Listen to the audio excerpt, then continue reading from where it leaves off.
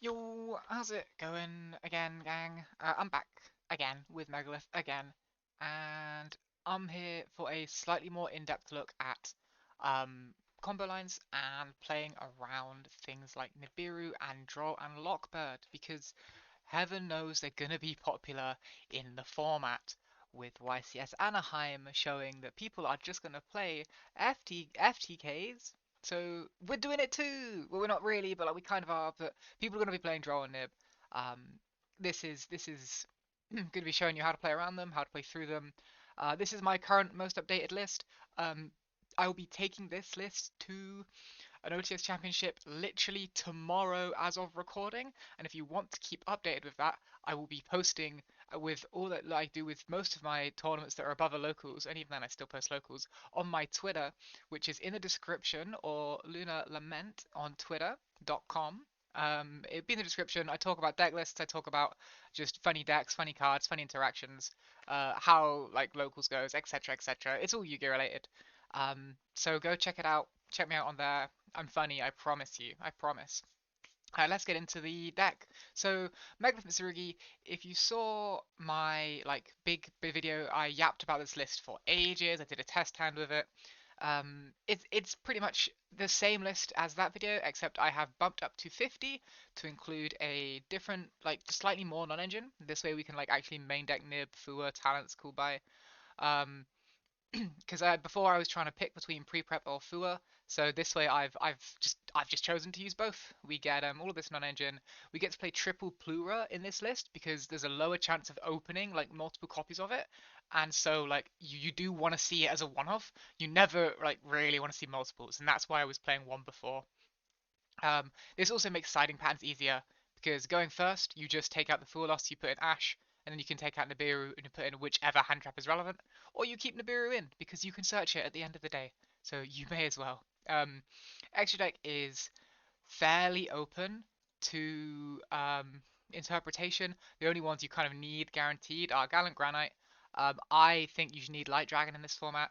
And then like Zeus, Typhon, and Ashlan is the other big one. But let's get into some replays. Um, this is replay numero uno. So this is full. This is full combo, quote unquote, right? Obviously, this is Megalith, so full combo is always like an iffy term to use because the deck plays based on whatever the hell you draw. Like if you see like a different hand, like it's fine. You're probably getting to the same end board. The lines are just like all over the place to get to your end boards, and so it's really like it really depends on what you open as to what you end on. But there are now with the Mitsurugi cards, there are now one card combos in the deck um, that end on an end board, although you can always add more depending on what else is in your hand. And that is primarily what I'll be showcasing in this video, because like obviously if you open a different hand, you open a different hand, and the Megaliths are really good at just freeform playing the game. The Mitsurugis tend to follow their own line first, so that's why these videos will often start with these combos will often start with the Mitsurugi half first, and then you freeform into Megalith based on whatever is left in your hand or how you get interrupted by hand traps. So this is combo one. This is your one card combo standard board. Um, this is Habakiri plus one discard. I've just chosen pre-prep here because it is the same thing. It does not matter if the discard is mirror. It literally could be any card. So starting with pre-prep, grabbing the Habakiri and the discard. Um, and then, you know, we just do regular Mitsurugi lines. Like it's Habakiri for Saji, for Ritual, for Habakiri, for Dump Kusanagi, Dump Night Sword, Trigger, add back her Ritual, Special Summon Night Sword, and then we go Ritual for Murakumo, and we bring back the Habakiri, and we search prayers. So we get to this stage here. We then go prayers, tribute off the Habakiri to search Aramasa, and special summon out the Saji from the graveyard. Then what we're going to do is we're going to take these 2/4s for Gallant Granite, your favorite XYZ monster as of this format, I promise. Now, this is the scary part for a lot of opponents. If they're seeing this game one, they've only seen Habakiri, they've only seen like Mitsurugi cards. They get to this bit and they go, oh god, they're gonna search Fossil Diner. And so Granite will often be interacted with. Um, this will be if you're not interacted with, but just be aware this is a point where a lot of people are going to try and hit you with an interruption, even though you have Murakumo on board. Um, remember not to chain Murakumo to Nibiru. We'll be going over what happens if you get nibbed here in a minute. But yeah, if you do get nibbed, if you do get like impermed on Granite, um, you chain Murakumo, you discard a card out the hand alongside the imperm, then I have 3 cards, and you still have normal summon Aramasa and more plays from then. But let's continue for now. So Aramasa, we want to search Hagith. This Hagith can be any. If you already have Hagith, you grab any Megalith level 8. And then you're gonna normal the. Now they've seen you're no longer on Fossil Diner, so they're confused. So you then normal the Aramasa and grab the Habakiri. You'll link off Granite and the Aramasa because they're both different types and attributes, and you'll summon Ashlan. Ashlan, with 2 different types and attributes, says you can reveal a ritual monster in your hand to add a ritual monster with a different type and attribute from your deck to your hand. This is why we had to search the second Habakiri, because what we're going to do is we're going to reveal this Habakiri, and we're going to grab the Megalith Aratron. Basically, off of Gallant Granite and Ashlan, you want to be grabbing a Megalith level 8 and have Hagith, preferably. If you already have Ophiel, you can go for just the Megalith level 8 and they work the same way. You will just Ophiel search the Hagith. It does not matter. And Ashlan is also your way of, if you start with the Megalith cards, you don't open a Mitsurugi line. Who needs King of the Feralymphs? We have Ashlan. Ashlan reveal any Megalith in hand, add you Habakiri. Ashlan is also an interruption, because if you ritual summon, you can return a card on the board to hand. Also, he just gives the ritual monsters that he points to piercing. Because why not? We need a 32 Murakumo with piercing, apparently. So next up, we now start going into the Megalith side. But we still have this Murakumo, by the way. This Murakumo is live this entire time. It's not been tributed. It's not used its negate. Nothing. So we got Anastasis. This is why you need the discard, and this is why it can be anything, because it's literally just the discard of Anastasis. We add Plura, we add Fool. I don't do it here, but make sure to activate the Plura on a new chain, like you know, in an open game state, just so your Megaliths can no longer be responded to. That way, this Hagith is unrespondable. So we then use the Hagith to ritual, summon out the Fool from hand. Fool adds back the Aratron, and you trigger Anastasis to draw 2 cards, discard 1 card. And again, I'm just using Charmies here, but this can be anything, and this is why this deck is like so free flow, because you just see anything. Fool summon from deck, tribute off the Aramasa, not the Aramasa, the Aratron, to summon Fullock. Fullock will add back the Aratron, and then Fullock will ritual the Hagith back out of the graveyard. Then Hagith, not being once per turn, is beautiful. So this is the slightly iffy part, right? Off of this Hagith here, there are a couple of options you can go for. So this Hagith can search for emergence. This is the safe line. If you do not fear, if you are worried about more interaction at some point later on in the turn, you will grab emergence here, because this is like, okay, well, you guarantee you have Megalith follow up for next turn. If you are not worried, or you have another level 8, what you can do is you can search Unformed, and Unformed will tribute off that level 8 to summon out Ophiel, or also summon out the second Hagith from your deck, and that second Hagith will grab the emergence. Then you have an extra body. So then next up, you're using the Aratron's effect in the hand to ritual summon. You're ritual summoning using the Hagith on the board and the Murakumo on the board, and you are ritual summoning out the Plura. Now, I'd like to point out that you will have a negate up this entire time, or Murakumo being a pseudo negate, because the minute the Murakumo leaves the board is when Plura hits the board. So your opponent can't like try and interact with you in that state where you don't have a negate, because there isn't one. Then you trigger Murakumo, grab the prayers, and this is like the end board right here. It's Plura for an Omni negate. It's Murakumo for a pseudo Omni negate. It's Fooled for a quick effect ritual summon, Emergence to a Reborn, and a Stasis free Tribute and a Draw to and Prayers, Ashland for a bounce, and you've got an extra card in hand as well as 4 other cards in your hand. This is crazy. This is unreal. So like I said, if you have another 8, you can instead go for Unformed, summon out the second Haggith, grab the emergence off of the second Haggith, and then take those Haggiths and do something else on the end board. Just like throw a rank 4 in, whatever. Um, but this is your 1 card combo off of Habakiri plus a discard or pre-prep. It's very free flow, very. This board is crazy because you got to remember as well. If you go, oh well, what if my opponent had Imperm Nib, right? For Murokuma? Well, if they try and hold it for your end board, right? They try and hold Imperm Nib for your end board because if they nib you at any point when this Murokuma is live, you just go, okay, well I'm gonna Murokuma is gonna search the prayers and it's gonna bring itself back. It's gonna blow up the Nibiru.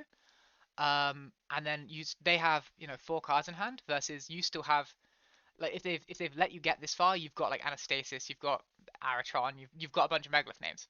If they try nib you with Imperm Nib on this end board, if they go preemptively activate Imperm targeting the Plura, um, well what they'd have to do is they'd have to activate Imperm, target Plura, right?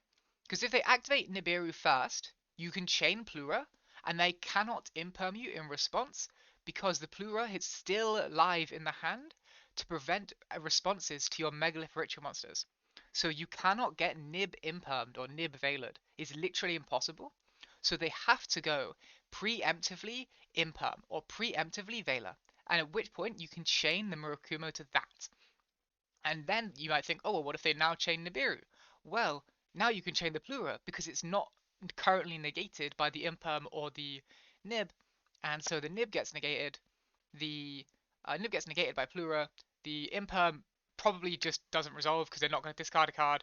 Then they have 3 cards in hand still, and you've got a full board. So you cannot get like Imperm Nibbed on this M board. It's crazy. You beat Imperm Nib, which is a feat. Right, so next card. And even if they have like double Veiler, if they go Veiler, you chain. They can't. If they go Nib, you chain. They can't. Thumbs up. um, yeah. If you Imperm, they go Veiler, you chain. They go chain second Veiler, chain Nib. They need 3 cards. They'd need double Veiler because they can't double Imperm you. They'd need double Veiler Nib, and then they only have 2 cards in hand. And you still get prayers, you still have the prayers, you still have all of this. So that you're gonna beat 3 cards of these 3 cards at the very minimum. You still have 4. Bear in mind, you still have this bonus card and 4 other cards in your hand. Like you are beating like any amount of like hand traps to try and interact on your end board. But let's look at the next combo. This is playing through Nib. Now, this combo is basically exactly the same thing. However, you need to open your Habakiri plus discard alongside any Megalith 4. Well, it be Ophiel or it can be Haggith. So Ophiel or Haggith or any Megalith level 8. Any of those 5 work.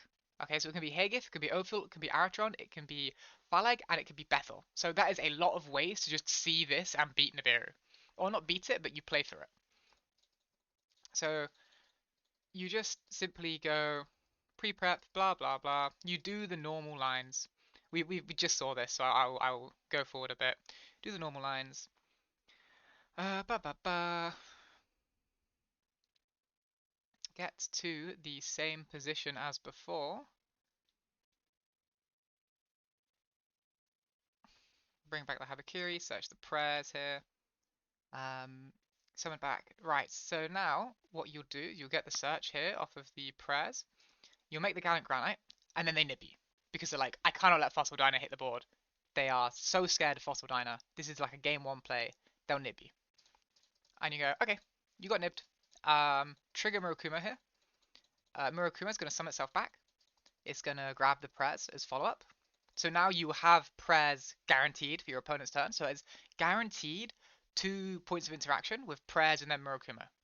Um, but what you can then do is just normal summon the Aramasa out, search for the Habakiri like you did last time, and you just link off the Nib token for Ashlan, and then we're basically at the exact same position as last time.